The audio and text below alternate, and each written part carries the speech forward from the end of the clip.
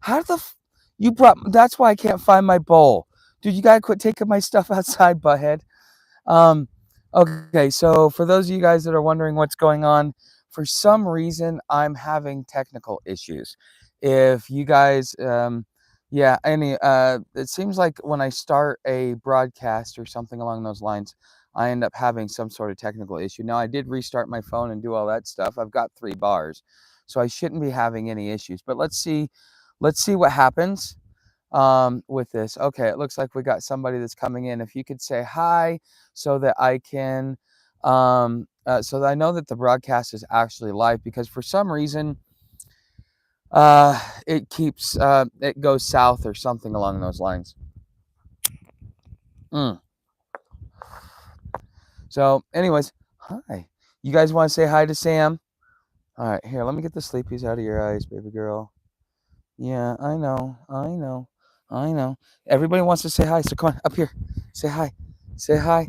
Yeah, you saying hi? Yeah, you're uh-huh. Uh-huh. You're all lovey-dovey this morning, huh? You're taking advantage of this, huh? You're just taking advantage. You're like, he's giving me extra attention today. I want more. um, okay. So, it looks like what are you doing, baby girl? What are you doing? All right. You happy? You want to go play, huh? You want to go play? Go play. Go play. How the Okay. So if you can hear me, please say something in chat. Mm.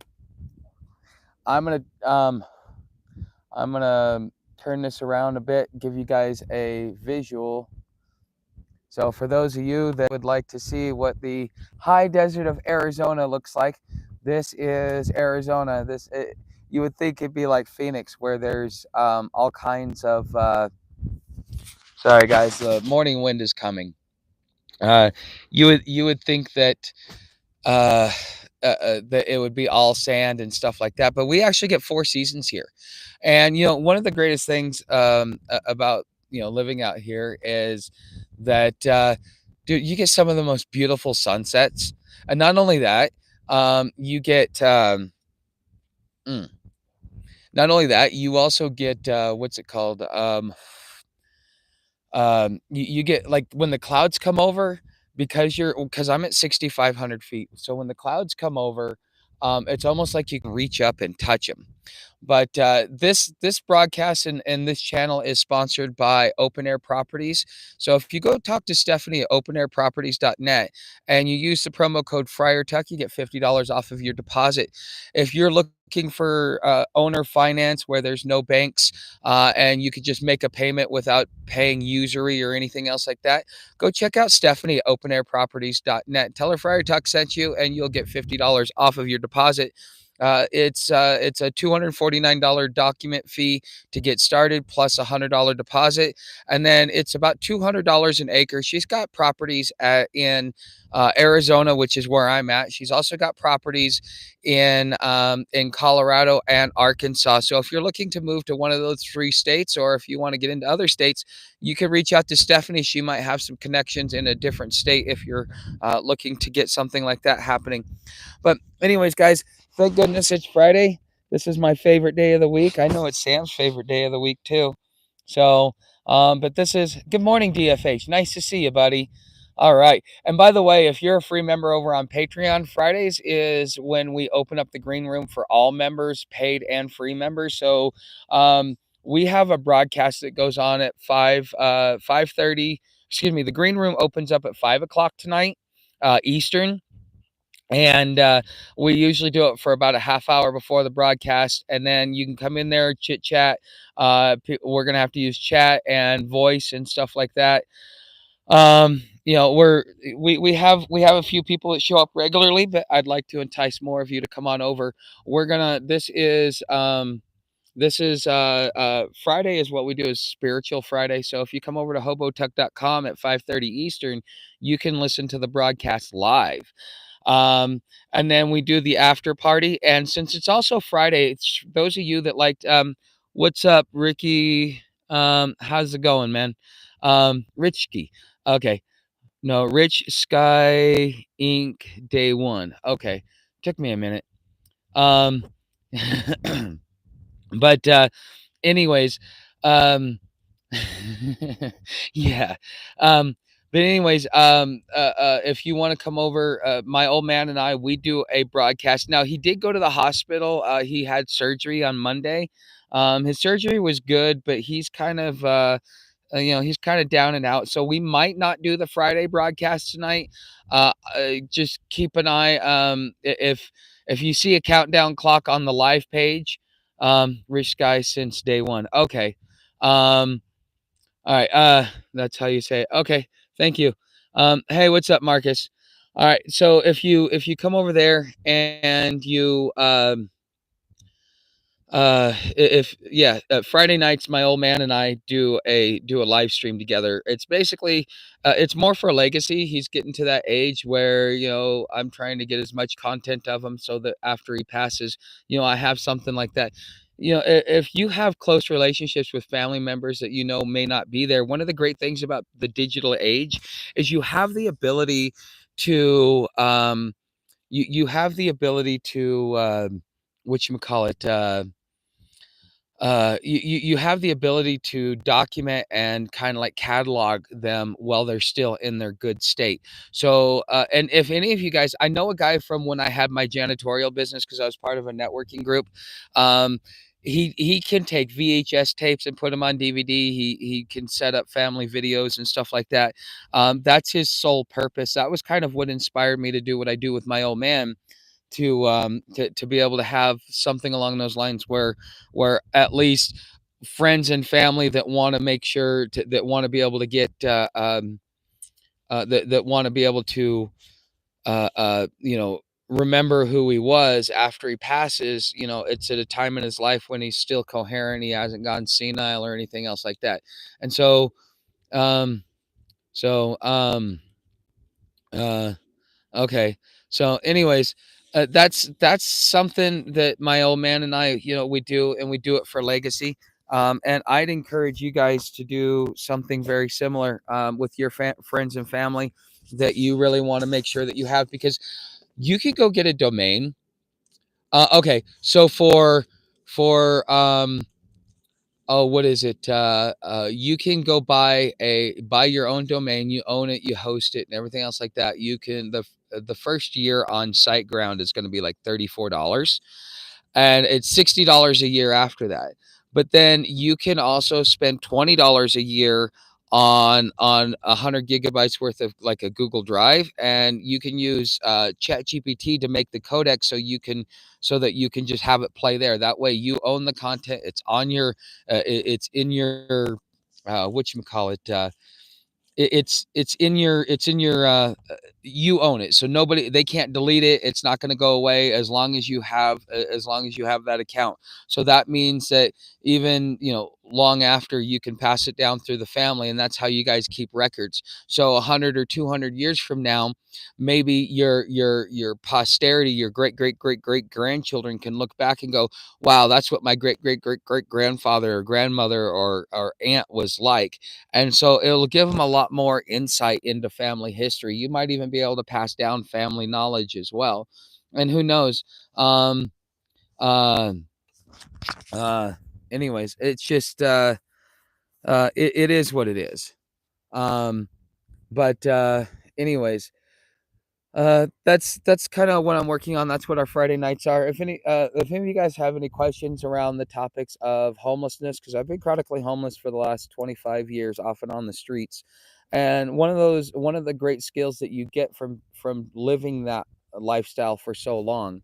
I mean, I was homeless pretty much most like 80% of my 20s, and m- at least half of my 30s, and even part of my 40s as well. I've been off and on the streets. And when you get to that point, you pick up survival skills. It becomes a natural part of your life, something that most people think, oh wow, that's interesting. To me, I look at it, I go, that's second nature. Why don't you know that? Because I don't understand that most people don't know what I know. So I talk about survival, not just surviving getting food, getting water, and surviving a grid down situation. But I also talk about how you rebuild out of the ashes. If you've been following this channel for more than a year, you would know that I spent 2 years hiking trail while I built this channel so that I could eventually get to a point where I could buy my own piece of land or actually have a place to live. And so that's where Stephanie and Open Air Properties comes in, because that's who I bought my land through. And that's why I like her so much, is because she's always been a very decent human being, always kind, very ethical, has a lot of integrity. I would trust anything that she says because she's built that with me. And she uh, she finds content of character about as valuable as I do, which I think is probably one of the most important things that you can have. But anyways, if you're looking for off-grid property, like I said, I'm buying land through Stephanie and Open Air Properties. If you're looking at buying land in Arizona, this is what you'd be looking at. So if you wanted to get some land, there's plenty of blank slates out here. I mean, look at this. These are all 1 acre lots for sale. Now she does have places where she's got 2 and 3 acre lots, or 2 and 3 acres next to each other. Idaho just passed a law that bans camping and vehicles in cities 100K or larger in the state. There's only 3 cities like that. It's interesting that they keep pushing people away from the cities. Well, here's the thing: as they push them away from the cities, then um, they also clamp down on the supply chain. So like out here, I'm paying 20% more for the food that I buy, because unless I can get into Sholo, that's the only place, and that's like 32 to 40 miles from me, depending upon where we're going. And so it becomes harder to be able to get food out here, to get resources out here, to get mail out here. I mean, FedEx don't even come out here. And so you get pushed out into rural communities. Yes, those rural communities will grow, but will the supply chain grow to meet them? What's up, Skeeter? I referred you to a friend in Ohio. His name is Jeremy. He likes your shows and the way you tell the truth. Ah, huh. Uh, well, thank you. Thank you, Skeeter. Yeah, I wonder if it's the same Jeremy I know. Um, but yeah, he's a big Buckeye fan. But anyways, um, uh, uh, uh, you know, your supply chain is something that you've really, that you really have to um, that you have to consider, because it becomes more and more expensive to live out here. So if you're homeless, or you're van lifing and you can't afford to stay in the big city, they push you out, and then then you no longer have any food or resources, or if you do, you better be making more money than in the city, and then therefore it makes it less expensive and more economical to live in the city. I think that they're doing this as a way to be able to push people in certain directions, to be able to separate certain people, because what's going to happen is you push those people out into the rural areas. Those rural towns are going to start, growing up, and people are going to start getting frustrated, and it's not going to really be, it's not going to be anything positive for you. And so, it's I would definitely I would definitely be wary of that. Plus, funding to USDA has been cut, which means less money to small rural areas for food banks, etc. Oh, what's even worse is DFH. I don't know if you've been listening to my live broadcast, but what was it? Was it no, it was Monday on so Monday's Constitutional Monday. So on Monday we talked about how there are some digital privacy groups, or private digital privacy rights groups, that are suing the USDA because they want to start. They want detailed accounting on all of your transactions. They want to know what you buy, how much of it you buy, when you buy it. They want to know your name, your address, your phone number. They're even trying to collect social security numbers and everything else like that. They're using it for waste, fraud, and abuse, but it's not really going to be for waste, fraud, and abuse. What's going to end up happening is they're going to use that as a way to dictate your spending. Well, you can't buy anything with sugar in it, because we've deemed that to be a health issue. Well, now if you go to buy a Coke, you can't do it. But if you buy a Coke Zero, you can. So now all of a sudden they're deciding what you can and what you can't have. Um, it's amazing how they're able to take your money and say, we need your help to pay for these programs, and then when you need it, we're going to make sure that we control every aspect of it. They took the money from me so that one day when I needed it, it would be there. And instead of doing that, they're taking the money under the premise of it'll be there when you need it. It's like an insurance premium, and you'll get your you'll get help when you need it.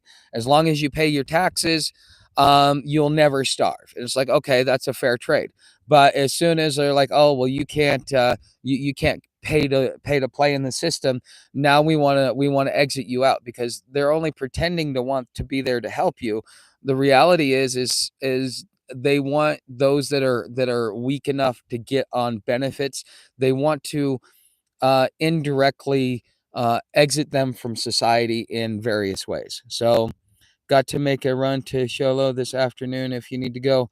Skeeter, I got 3 broadcasts today. Friday's the one day I can't, but yeah, otherwise I'd definitely take you up on it.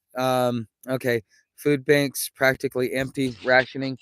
Yeah, well, they originally told us that the reason why these food banks were coming up short was because of all the undocumenteds that were coming across that were coming across the border, and they were getting preferential treatment when it went into the food banks. So was that a lie, or were they using it to cover up something, or is there something we're not catching? Um, that's something that I would really be concerned about, and something that I would definitely think about. As far as, the narrative they gave us is that the reason why the food banks were struggling is because there were too many people pulling on it. Now all of a sudden they've exited, I don't know, millions of immigrants. So therefore the stress on the food banks should be gone, but they're not.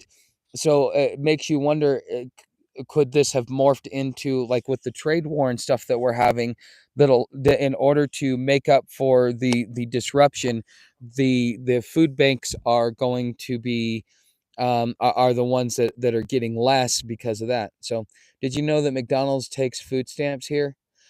I did not know that McDonald's does, but I knew that Carl's Jr. did. What's up, Mitch? Nice to see you, buddy. I knew that Carl's Jr. did. I did not know that. I did not know that McDonald's. um, so it is what it is, I guess. So all fast foods. Well, that must be because the first time I ever saw anything like that was when I was in San Francisco, in 2005. If you were homeless, you got a hot meal card, and there was a special box that they had to check to be able to give that to you. And uh, uh, and so, like, it wasn't that everybody could go do it. So you go up there, you'd run your card, it would work, and you could get hot meals and stuff like that. But it was only Carl's Jr. and a Chinese restaurant. It's only like a couple of restaurants in San Francisco. It seems like it's kind of it's expanding. And what's up, Joshua? And that sounds like, I thought it was EBT Cash. No. Cash is what you use for your toiletries and, like, your dog food and your medical stuff. So, Sam, where are you? Come on, get up here. Hold on. She was in the bushes chasing after something. I'm hoping she didn't go too far. Samantha, come on, get over here. So, but anyways, yeah, that's kind of what's up, Craig? Nice to see you. Hold on. I apparently left my lighter in the house. Hold on one second, guys. I'm gonna go grab my lighter real quick. Samantha, get over here.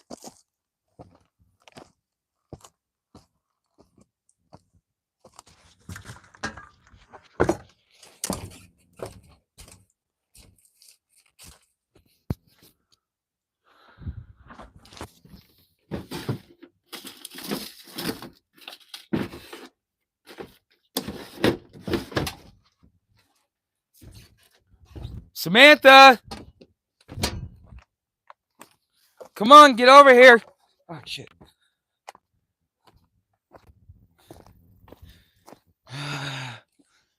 Come on, Sam. Get over here now.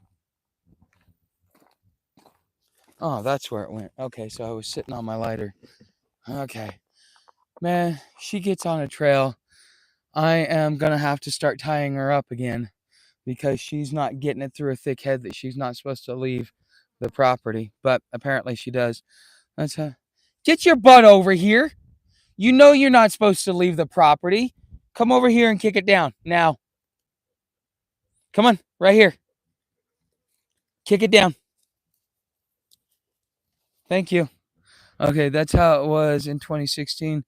Also, pizza place in downtown in the Tenderloin. Oh yeah, the pizza place in the Tenderloin. I don't think I ever went there. But I know, like back in the day, you could go to Papa Murphy's because it was take and bake. You could go to Papa Murphy's and do something like that. But yeah. Don't tell me I'm 43, 44. Well, why does that matter, cunning? So, how can you get water out there? Have enjoyed a few of your videos. Okay. Let me tie my shoes real quick. Hold on a second. You guys are gonna have to deal with a little bit of the wind because being at 6,500 feet, you're always gonna have wind. So hold on, let me tie my shoes. And I'll give you a quick tour of the property and show you guys some stuff. Now, we have big winds, and you may clean your yard up of trash. Oops, hold on. Oh yeah, you may clean your yard up of trash, but you got 60-mile-an-hour winds that come in. You've got somebody else's trash in your yard. It happens a lot. So, I mean, you go around, you pick up and stuff like that, but you can't.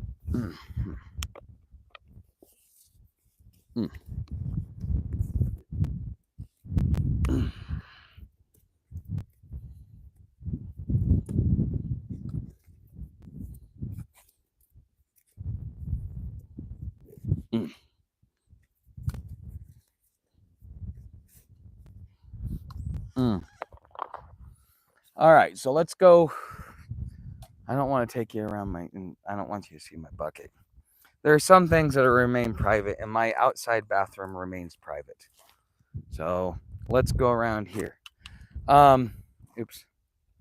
So to show you some stuff, so this was going to be my garden, but what ended up happening is I trimmed this tree out back there, and I actually made that my garden. But like, okay, so I got a burn barrel because out here I tried to call for trash service, but because of how far out I am, if I was a couple of roads over, I would be able to get trash service, but because they don't like these roads, they won't come out and give me trash service. So therefore I've resulted to a burn barrel. But you ask about water, so that you've got these 275-gallon totes. If you call for regular water, it's all potable. It's $85 for 1,000 gallons, whether you get 275 gallons or you get or you get 1,000 gallons. So you're probably going to need about 4 of these totes. One of these lasts me about 2 months by myself, just drinking water from me and the dog. So if you're going to get other totes, you're going to want to make sure that you're doing gardening and stuff like that, because I don't really use a lot of water. And so this is so for you guys to ask the water thing, you have it come in. It's actually really good water. I really like the water. It's clean and crisp and everything else like that. So as you see, I've started building this. I've got to get over here and close this up because we thought that the property line was over there based upon GPS, but I finally found all 4 stakes, or at least we know where they're at. So this is, I'll kind of give you a bird's eye view of what the property looks like. Cost monthly delivery roughly. Okay. Yeah, so yeah, and you can, yeah, if you've got the equipment, you can go do that. Sam, get over here. If you got the equipment, I'm going to, since I don't want to carry this whole thing, so let me just take this stem off. Okay, so let me give you kind of a bird's eye view. So this is the property line. But as you see, I live on the side of a hill. But you know what? It's beneficial because when the monsoon rains come, that means I'm not going to get flooded. So I'm on the high ground. Plus, I've got trees. And as you guys see how many trees I have, that's probably one of the best things about this. Because if you look out here, you'll see a lot of these properties will have maybe 1 or 2 trees on it if you're lucky. So, and some of them are just complete blank slates. So I like the fact that I have these trees. But as you guys can see, I've got a big old hill here too. But there are some cool spots around this. I'll show you guys one of my favorite spots. I like to just like sit down and just kind of like look out on the horizon. Come on, Sam. But growing up in a small town in the Stone Age, we all burned trash in a barrel. But there was little trash. We reused almost everything. Yeah. They require so much packaging for everything. It becomes so wasteful that's the biggest problem. If you need to, you can use our dumpster. Um, I may use it for the tin cans because every time I open up a can, I give it to Sam, and then yeah, that's part of the landfill you see around there. Sam likes to take it over to a certain tree. I just haven't gotten over to pick it up yet. Come on, Sam, let's go. Okay. We also got water from okay. So, but as you see here, like that plastic bag is new. That's blown in the last storm. Where is that? So, yeah, one of my neighbors, he really goes around and picks up his property. He's actually been an inspiration for me. I try and do the same thing. But you know, you're kind of between, you know, dealing with fucking, it's been in the high 80s and mid 90s, and it's like, nah, I'm not going to go outside. But as you guys can see, if you see that little rock pile up there, that's the other corner of my property. As you see, it's not really, get your butt over here now, Samantha Marie. Come on.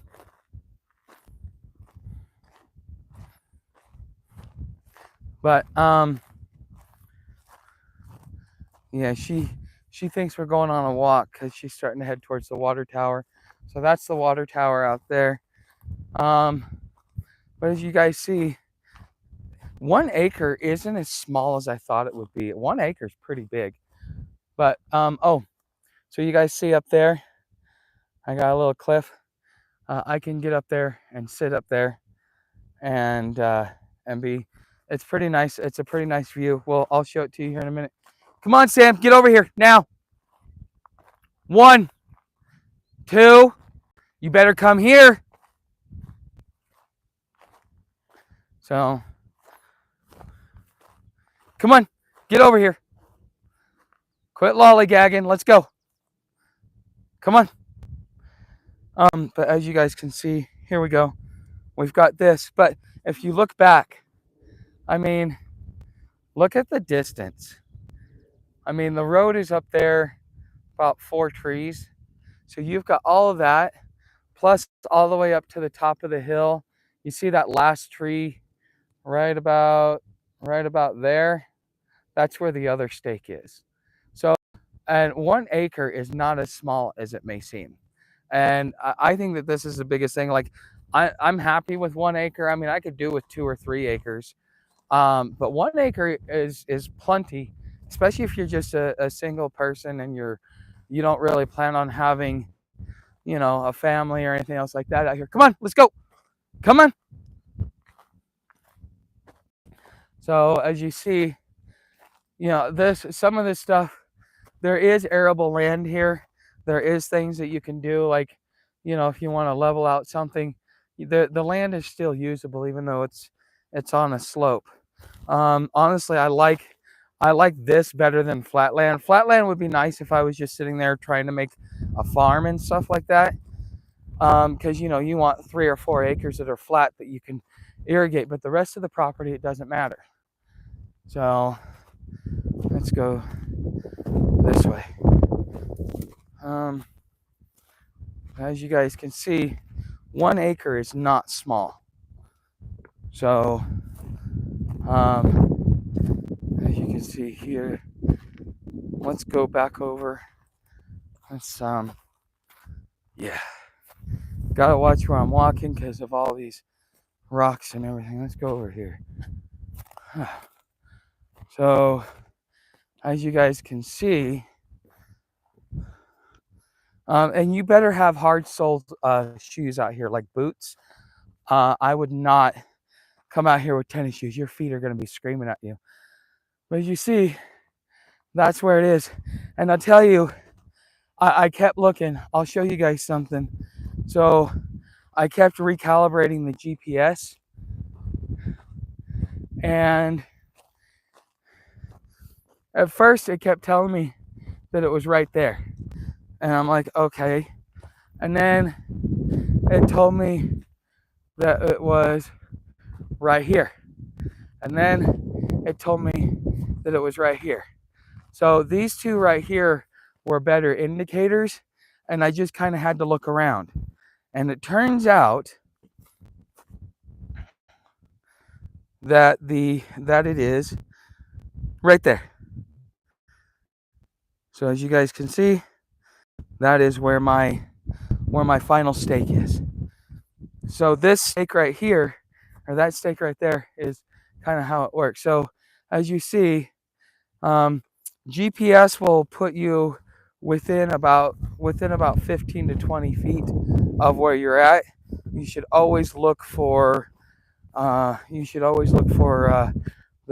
ground stakes, though, just so you know, because because we thought that it was originally there. That was the last one for me to find, that last stake. But because we thought it was right there when we set up the trailer, originally it was basically 1/3 of the trailer was on my property line and 2/3 of the trailer was on their property line. So luckily one of my neighbors helped me out and backed the trailer up over there. And yeah, it took me about a month and a half to figure out or to get everything moved, because I had to clear out a crap ton of rocks and stuff like that. So some of you guys might be wondering how I get electricity. Let's go ahead and go into that. So electricity, I have a 100-watt solar panel. I don't have any like refrigeration or anything else like that going. My buddy Clyde, he does something along the line. He does something along the line of I think it's like 700 watts that he has to be able to run his freezer and fridge and stuff like that, which they sell 300-watt panels around here that are refurbished, and they sell them for like 89 bucks at the local solar stores. I don't know, you might make a connection to get one cheaper, but the solar stores have them for like 89 bucks. And as you see, I run it into my trailer and through an inverter. Okay, so as you also see, I've been manicuring the trees to kind of help them grow up. That tree over here where I got my garden, I think I may have saved it because it was on its way out the door. It just kind of started getting wild. So anyways, but that's that. Correction, a little larger than a big city block. 40,000 square feet of city block. Okay, try it with a prospect. Thank you, sir. Yes, and you know, Skeeter made the mistake of falling asleep with a with a rifle, and so therefore now he has a prosthetic leg, and he's been going to physical therapy. And the good news is that he's finally to a point where I guess on his last visit he didn't he was able to walk on his own, so that's good to know. But anyways, let's get back over here and close this out. So let me do this. All right. But I hope you guys enjoyed the tour of the property. I could pretty much make everything I want out of rocks. Now I tell you, if you go through Stephanie at Open Air Properties, um, if you once you get the property about half paid off, you can ask her about building permanent structures. But you can't just move in and then start building permanent structures, because if for some reason you're not able to pay off the land or pay for the land, she's gonna have to take it back and resell it, just like a house. The only difference is you're not dealing with a bank. It's still gonna affect your credit report, and stuff like that, but you're dealing with a human being. So for those of you that know that I like history, we've talked about the collapse of 1342, and in the collapse of with the collapse of 1342, it was a fight between the Venetian black nobility and the Sam, get over here. Come on. Between the Venetian black nobility and the Catholic Bank, and it was over something as much as usury. So usury was considered a sin. It was considered a sin because it's not possible to, like, if you charge compound interest, there's not enough money. So for every dollar you have to borrow another 2 cents to pay the interest. So you're stuck in perpetual debt. And so that's why they considered usury a sin. So what the Catholic Bank would do is it would charge fees. But when the King of England failed to make a payment to the second largest bank in the world, it caused the whole collapse of the whole collapse of Europe. So who is my realtor? No, I go through Stephanie at openairproperties.net, misfit. So if you want a piece of land like this, go to openairproperties.net. If you see something you like and you want to contact her, when you fill out the contact form, put in the promo code FriarTuck and you'll get $50 off of your deposit. Just let her know. What's up, Gia? Nice to see you. But anyways, up near the Canadian border, old buildings have stone foundations. Yes. But that's the thing about Stephanie is you're not she. I even asked her like what my interest rate was, and she was like, "No, I just charge a flat rate and a monthly processing fee." So, like my property payment, because I came in on a deal, because she runs specials from time to time. That's another reason why if you're really serious about getting land, you should definitely at least sign up for her email list, because at that point you could, if you see a deal that you like and it moves you, because I mean that's kind of what did it for me. She was offering a special. I was like, my property payment was 25% off. It extended my contract, but it got me a lower amount out of pocket. And so I came in under that deal. But I pay my property tax with my monthly payment. So my property tax is like $1 a month. It's like $13 or something like that. So she charges me $1 a month for the property tax, and then I get a $10 a month processing fee. So that's it. So out of the 150, the plus the dollar plus the $10, it's 160 a month, or 161 a month. Now, if you did it and just came in at regular price, you'd be paying something around $211 a month per acre. Just with the $10 fee and then the property tax, because it's for each of these acres out here, it's about, I don't know, it's about $13-14 a year until you start building on it. Then the property tax goes up. Okay, then you're gonna have to get it reappraised and all that other stuff. But yeah, until you start building on it, that's the way it's gonna be. Your prediction about AI and job replacement has come true. 40% layoffs this year. I didn't predict it. I just read what other people were saying and I put the pieces together. How is the septic? It's hit and miss, because of this is like like I've read some of the history. So they say that there was a lot of volcanic activity around here a long time ago. So you're seeing a lot of volcanic rock. But from what I understand, it's like $900 for the test, And if it drains right, which, like, if you're out here on some of these other lands, you've got better chance. I don't think here, being on the hill and as rocky as it is, I don't think I think I will have to find an alternative solution, such as compost toilets and stuff like that. Um, so you will never own land. So yeah. Anyways, that is that's that. So yeah, as far as the septic goes, because if it fails the test, you have to bring in some industrial company, and it'll cost you like 50 grand. But there are workarounds around it.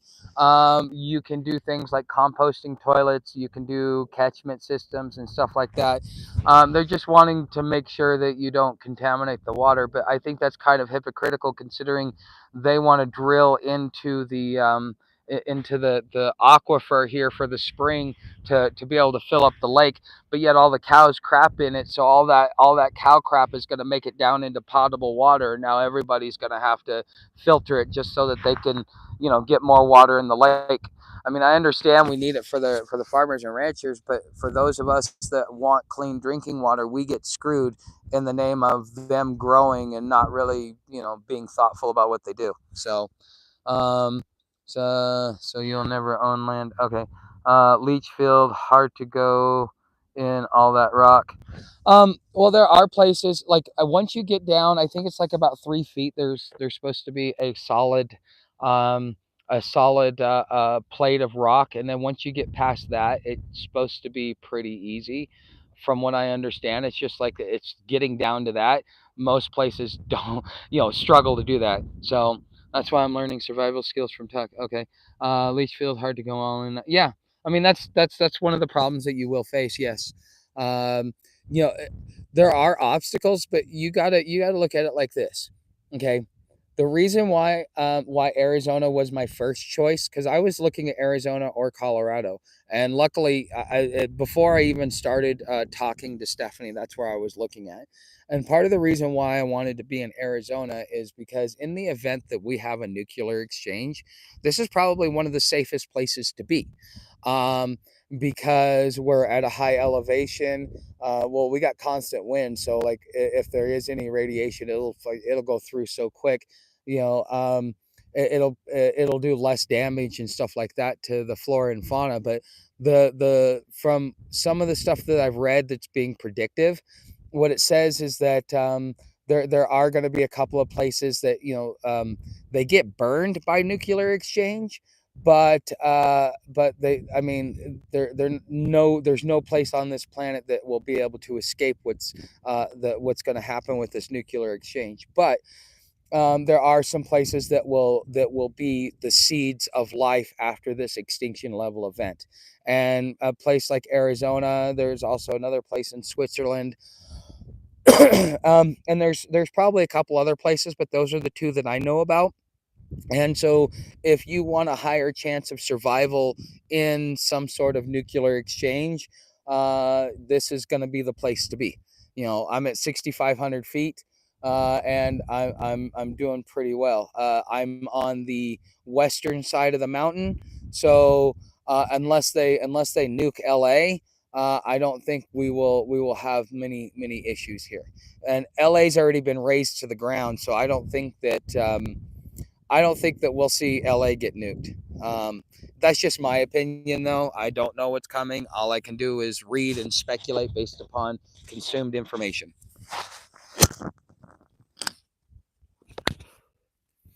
Hmm. But anyways, guys, we have been going for a while. Hey, I would like to invite you guys over to Patreon. Join in the green room. One of the things that's happening here, just so that you guys have a deeper understanding, is that social media doesn't necessarily shadow ban you. What they're doing is they cut back your reach. So instead of being able to get 10,000 impressions, you get 1,000 impressions. And if you have a conversion rate of 5 to 10%, that 9,000 impression difference, makes a big difference in your pocketbook. So what's really happening is they're just throttling you back so that you're not getting pushed out to the rest of people.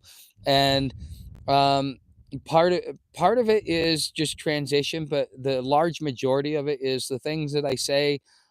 as the system wants you to become more and more dependent because that's how they get control. They're going to be throttling people like me back that teach self-sufficiency and independence. I'm not the only one that this is happening to. I'm just one of the vocal ones. Okay, so don't think that don't think that I'm just saying this because it's the only happening to me. No, there are plenty of content creators that this is happening to, and they've been complaining about it for years. And myself, I've been complaining about it, but it's getting to a point where it's unbearable, which is why we're building our own platforms. So a lot of your favorite content creators, you're gonna probably want to migrate over to one of their website because that is going to be the only place where you can have uncensored stuff. But you still got to be careful of your web hosting provider, because mine, SiteGround, is based out of Helsinki, I think.